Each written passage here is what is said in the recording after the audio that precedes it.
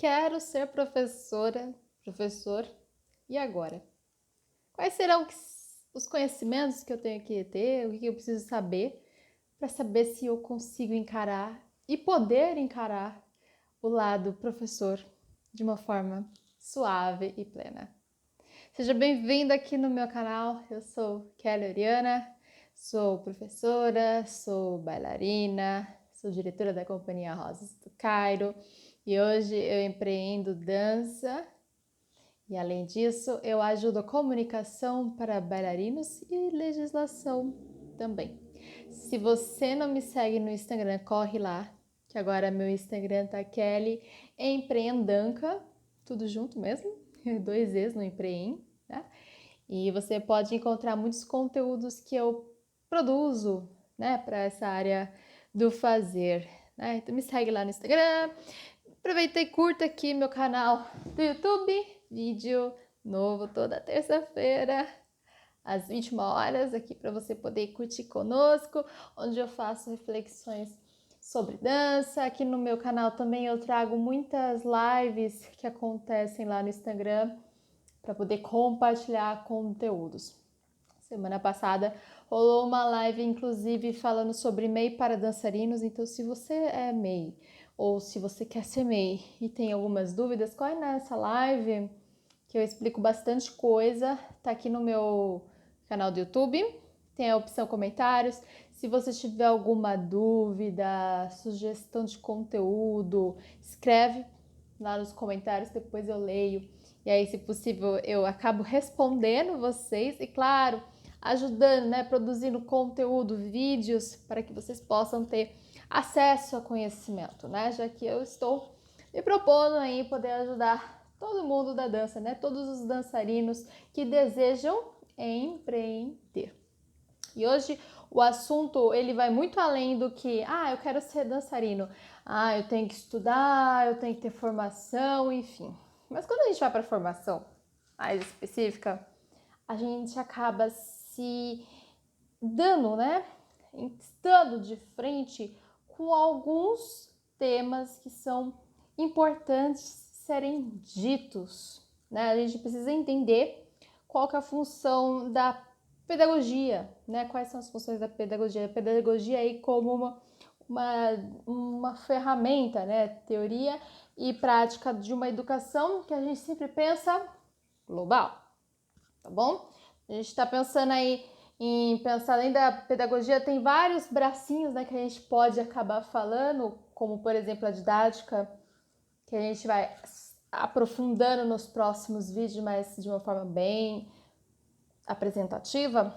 A didática aí é uma das disciplinas, né? Vai falar um dos braços, né, da pedagogia, porque ela apresenta conteúdos, mais atividades, por meio de caminhos, né? A gente pensa aí caminhos, as condições para que a gente consiga ensinar algo, transmitir um conhecimento. Esse é o caminho que a didática tem, né? Os seus objetivos, definir quais são os seus objetivos, analisar os conteúdos que são necessários para serem passadas, atividades que podem ser utilizadas, mais o caminho, né? A gente vê esse meio e as condições onde a gente está.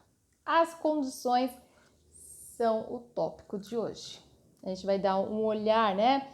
Porque a educação, a gente sempre tem que ver a educação como uma prática social, entender todo o contexto para podermos nos localizarmos e discutirmos pedagogias e possíveis didáticas, né, para se encaixar. Então a gente vai ver o processo de ensino como algo que vai além de uma sala de aula. Então, a gente vai olhar os aspectos, né? A gente olha aspecto social, político, econômico e psicológico. Então, não adianta eu querer simplesmente sair dando aula sem saber o objetivo e o público que eu estou trabalhando. E a partir daí, entendendo quem são essas pessoas para quem eu estou dando aula, enfim, eu consiga nortear os aspectos que mais estão ali presentes. É social? Quais são as tendências desse grupo? Quais são os aspectos políticos que norteia? Os aspectos econômicos estão regendo toda a nossa possibilidade de avançar ou não avançar tanto assim no ensino? Depende disso, né? Ainda mais se for escolas públicas, né? Que tem questão de bolsa, verba vindo de governo, enfim. A gente tem os aspectos também psicológicos que são importantes serem avaliados, né? Cada pessoa tem uma construção de vida muito específica. Então tem filosófico também, temos que ver as histórias, né, das pessoas, aspectos sociológicos, e a gente vai sempre olhando todo esse englobo, tudo isso que constitui, né, aí a sociedade. Porque a gente tem a sociedade que tem a formação de indivíduos. E a formação de indivíduo, quando a gente fala sociedade, isso está inclusive na nossa forma de legislação mais básica, dos nossos códigos de direitos humanos básicos, né? Sabe que a sociedade tem que colaborar para a formação de indivíduos, né? Então, o ensino é algo básico, algo que é comum esperar, é um direito que todo ser humano tem, né? Então, a gente pensar nisso como formação de indivíduos, né? A gente pensa nas capacidades. E não é só capacidade física, intelectual, não. A gente está falando de capacidade, inclusive, espiritual, né? Porque a gente pensa no ser humano, o quê? Holístico, um ser completo, né? A gente não consegue só pegar um indivíduo e achar que ele é só uma parte daquilo, né? Então, vou ensinar uma disciplina qualquer, vou ensinar só matemática para ele, achando que ele vai conseguir se virar, enfim, achando que isso é básico, né? E aqui, quando eu falo espiritual, eu não vou falar só no lado de entrar no aspecto religioso, não, tá? Eu tô falando mesmo olhar o ser humano com os aspectos que o constitui, né? E o existir, né? Olhar para esse ser humano que tem um contexto de existir socialmente, né? A convivência humana. Então, a gente pensa na formação e na possibilidade do existir socialmente, né? Trocas, convivência, aprender a viver com outras pessoas.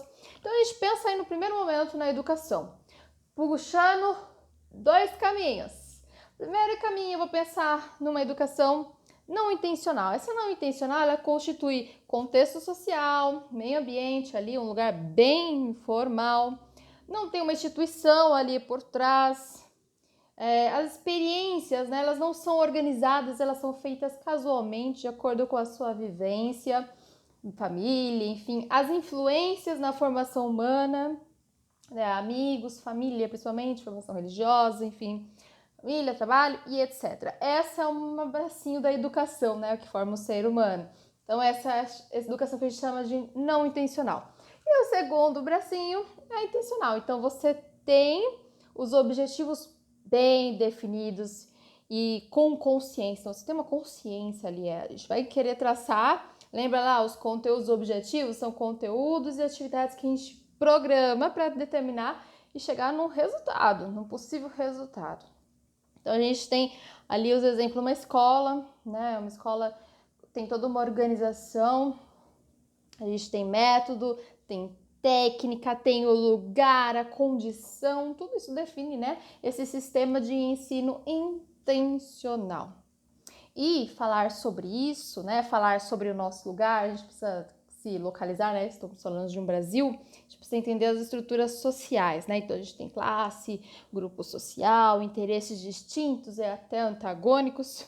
A gente vê ali a economia, a política e a educação, né? A gente tem ali as principais relações sociais, né? E quando a gente fala de relação social, a gente tem principalmente, infelizmente, temos que olhar para as desigualdades sociais que são acumuladas com o tempo, né? Então a gente tem uma divisão de trabalho no Brasil que é muito desigual, né? Então a gente começou lá atrás, né, com os escravos, que depois, com algum tempo, deixaram de ser escravos e mesmo assim não tiveram condições justas de poderem entrar no mercado. E aí tem toda a problemática que a gente pré-conhece, né? Acredito que algumas pessoas conhecem, para quem não conhece.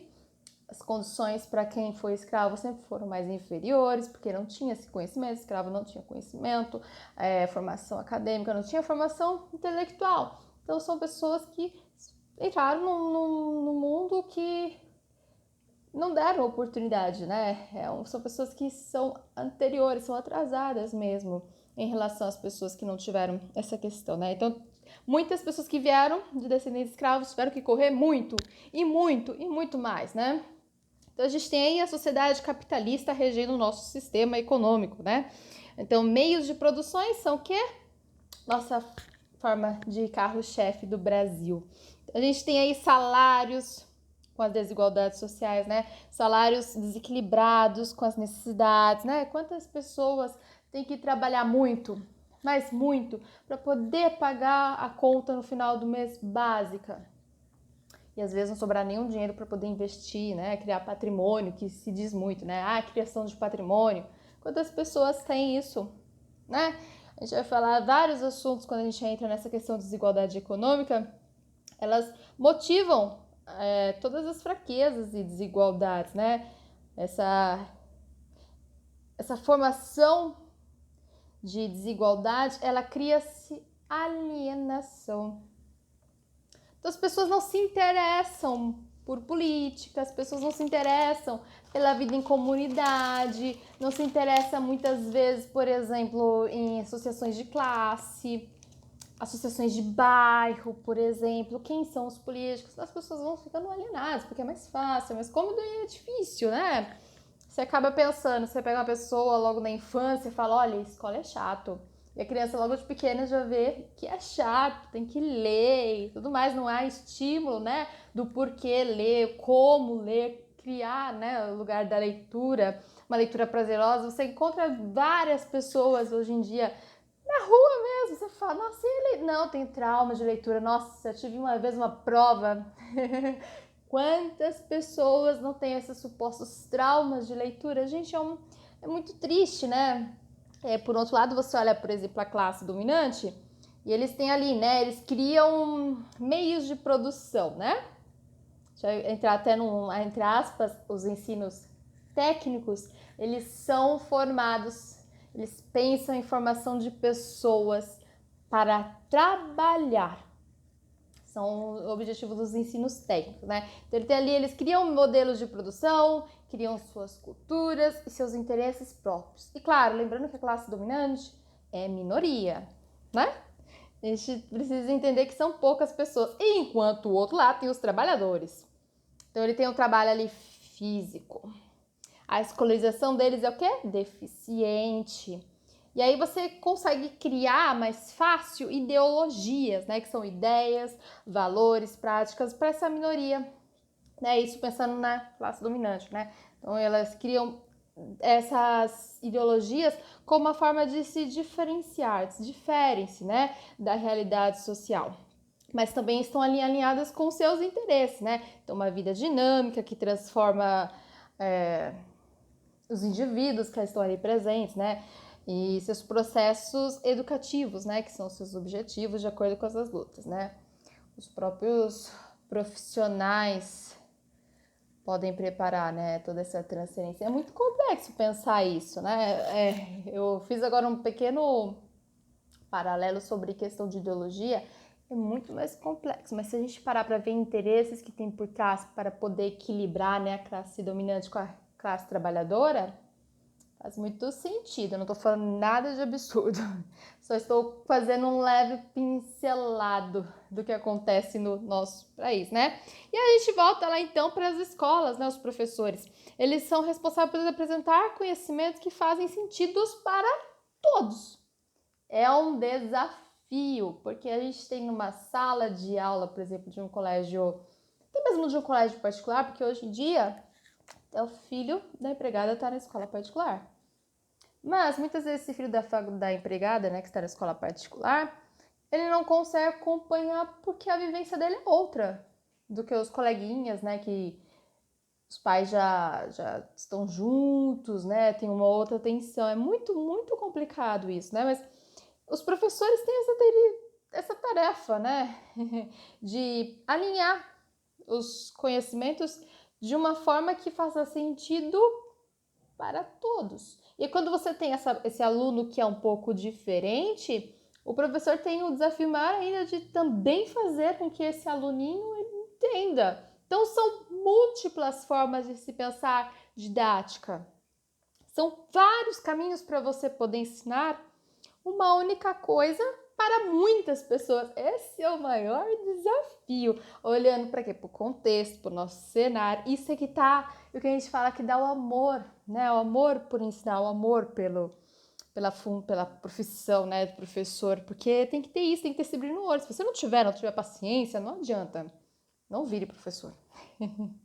Não vire, porque vai ser perda de tempo, vai ser perda de energia, e você depois de uns anos vai falar, putz, acho que não é isso que eu quero.